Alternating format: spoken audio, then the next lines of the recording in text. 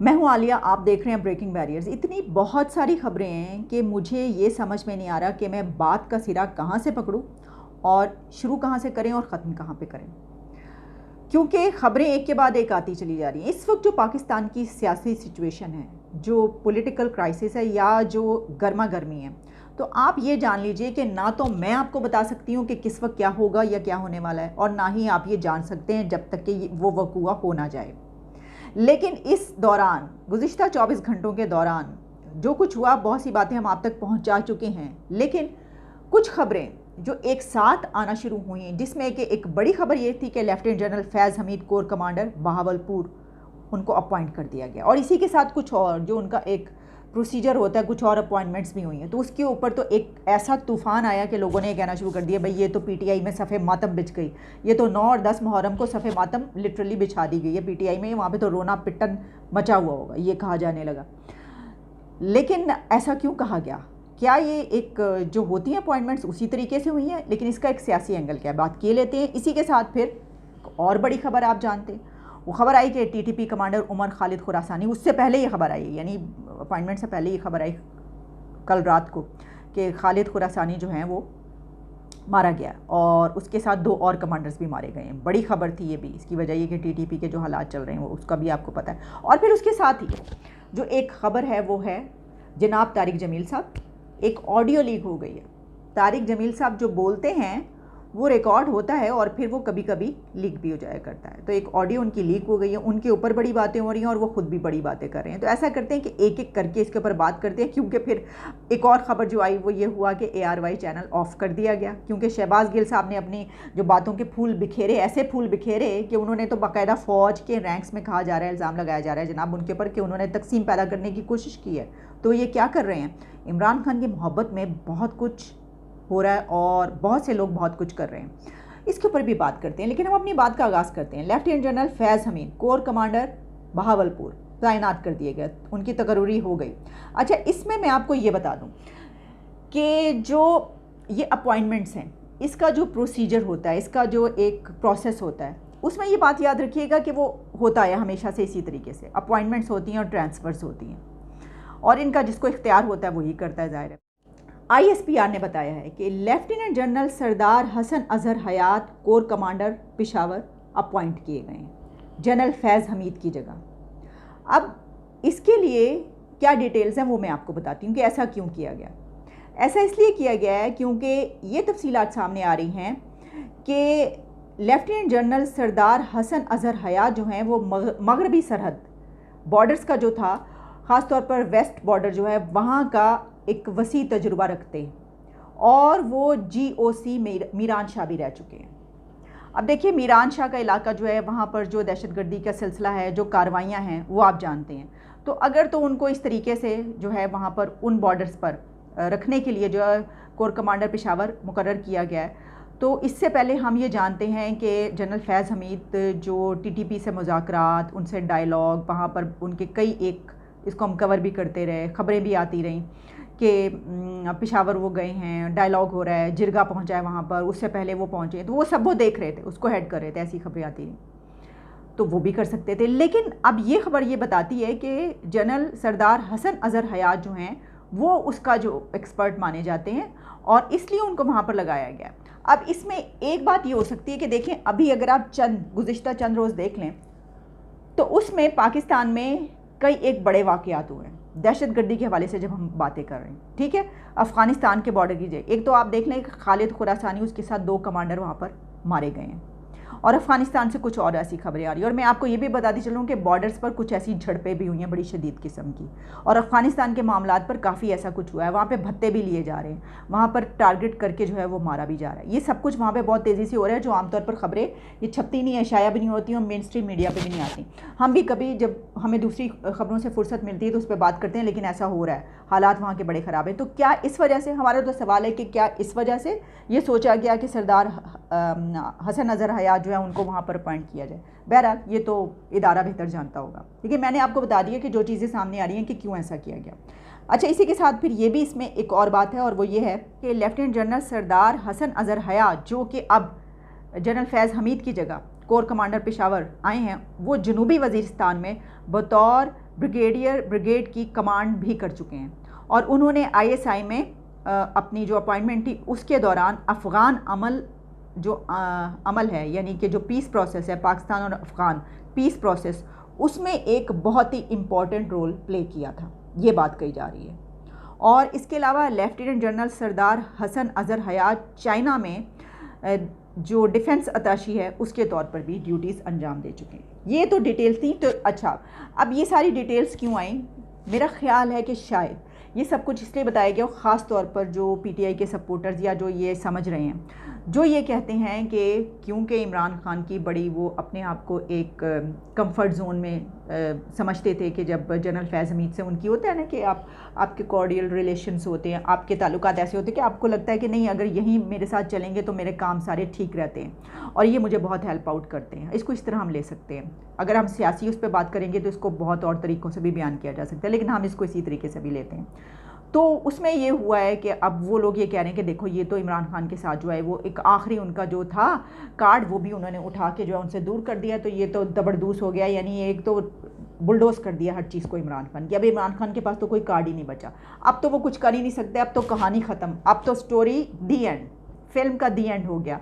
लोग ये कहते हुए नज़र आ रहे हैं और इमरान खान के सपोर्टर इसके ऊपर गुस्से में आ रहे हैं कि भाई चलें उनको जो है। अच्छा, एक और बात इसमें ये कही जा रही है कि अभी तक इमरान खान के अंदर और उनके सपोर्टर्स में ये उम्मीद मौजूद थी कि भाई आगे आर्मी चीफ जो है ना, कोशिशें हो रही हैं, इमरान खान हर तरह की कोशिशें अभी तक जारी रखे हुए हैं, यानी उनकी जो कैंपेनें आप देख रहे हैं भरपूर तरीके से जारी है। अब उन्होंने जो अपना जलसा है वो लाहौर में रख लिया है 13 अगस्त को उनका जलसा हॉकी स्टेडियम लाहौर में हो रहा हो। और जो ARY ऑफ किया गया है उससे ये बात पता चलती है, और भी बहुत सारी ऐसी सारा प्रोसेस जो हम पॉलिटिकल इस वक्त देख रहे हैं उसमें ये पता चल रहा है कि PTI इस वक्त एक बहुत ही अग्रेसिव सियासत करती हुई नज़र आ रही है। सिचुएशन, ये सिलसिले इसी तरीके से चल रहे हैं। यही मैंने आपको इसलिए कहा कि कब क्या हो जाए ना मैं आपको बता सकती हूँ ना आप मुझे बता सकते हैं। लेकिन क्या हम एक सवाल ये उठा रहे हैं कि इस सब के दौरान एक नज़र ये आ रहा है कि क्या आर्मी चीफ जनरल बाजवा की एक्सटेंशन कार्ड्स पर दिखाई दे रही है? कोई ऐसा कार्ड हमारे सामने मौजूद है और वो कार्ड ऊपर आ चुका है कि जिसकी बिना पर अब जनरल बाजवा को ही एक्सटेंशन मिलेगी और वही अगले आर्मी चीफ भी होंगे, क्योंकि इसके बाद ख़ास तौर पर इमरान खान जिनको आर्मी चीफ लगाना चाहते हैं वो तो कोई अब ऐसा सिलसिला नज़र नहीं आ रहा, वो इम्कान बिल्कुल मादूम हो चुका है। और अब उसके ख़िलाफ़ स्टैंड्स में इमरान खान की जमात और क्या वो स्टैंड्स लेकर चलते हैं वो तो हमें अगले चंद दिनों में नज़र आ जाएगा। और मैं आपको ये बता दूं कि टकराव की सूरत हाल इमरान खान बहुत ज़्यादा बढ़ा देंगे और इस सिचुएशन में हो सकता है कि ये देखते हुए उनको डिस्क्वालीफाई कर दिया जाए, और डिस्क्वालिफिकेशन सिर्फ होगी या कि गिरफ्तारी होगी आपको पता चल जाएगा। बढ़ते हैं हम अगली खबर की तरफ।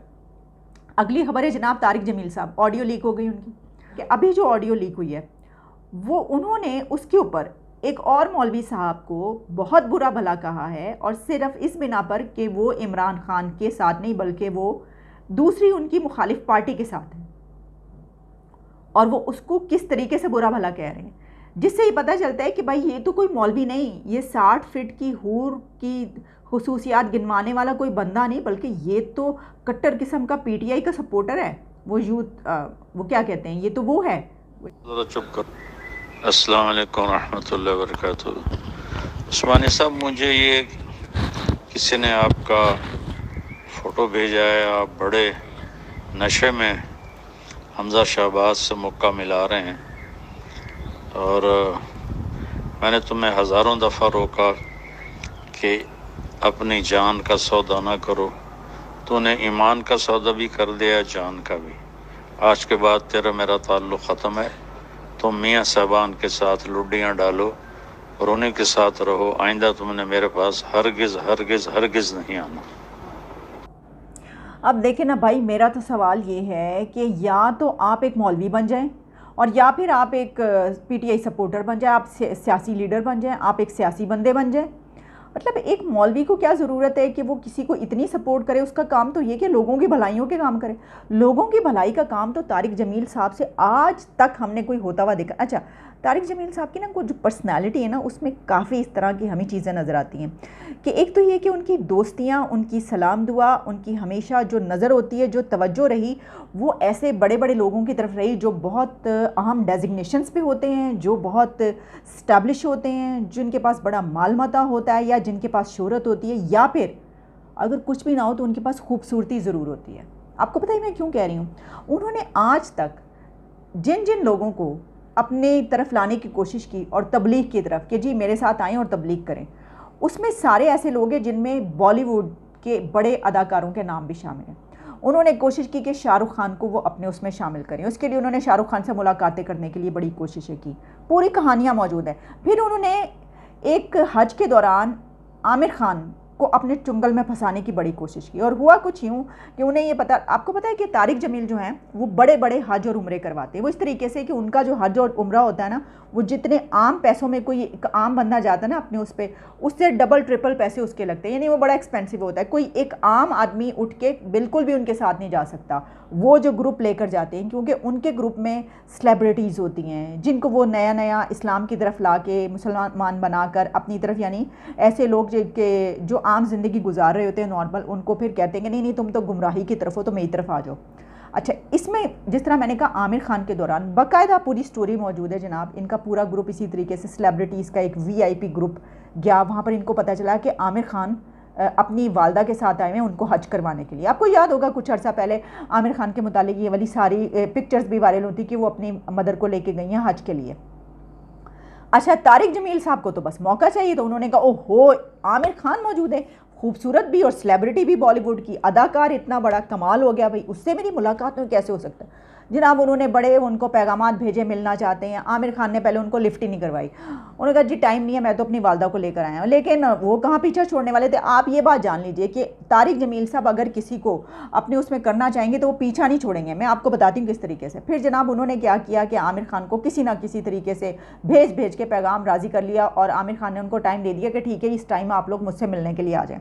अब तारिक जमील साहब पहुंच गए, उनसे गुफ्तगू शुरू कर दी। अब उनके साथ जो लोग थे, मुझे एग्जैक्टली मैं किसी दिन आपको बड़ी तफसील से ऐसी स्टोरी सुनवाऊंगी, बल्कि मैं वो वाली स्टोरी भी तारिक जमील की आपको फिर बताऊंगी जिसके मुतालिक कहा जाता है कि जहाँ से इनका करियर स्टार्ट हुआ, और वो जो ज़मीन उन्होंने ख़रीदी थी वो एक ऐसी खातून से वहाँ पर ख़रीदी थी।